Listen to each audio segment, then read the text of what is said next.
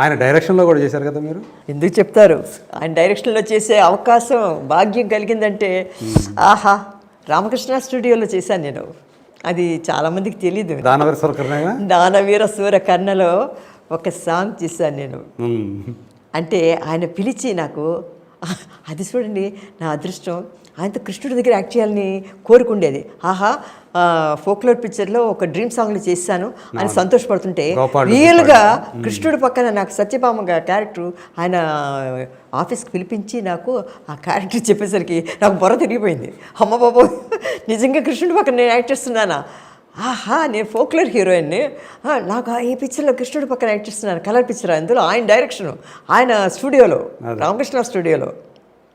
ఆశ కూడా తీరిపోయిందండి నాకు. అన్నీ దేవుడి దయ వల్ల రామారావు గారు ప్రాక్టీస్ చేసిన తర్వాత నాకు అన్నీ కూడా నా కోరికలన్నీ, ఆయన చిన్నప్పుడు చూసిన అదృష్టమో ఏమిటో, నేను ఎంత ఫ్యాన్నో ఆయనకి, నా కోరికలేనే. ఆ సినిమాలో యాక్ట్ చేసినప్పుడు కానీ నేనే ఫుల్గా వర్క్ చేయలేకపోయాను.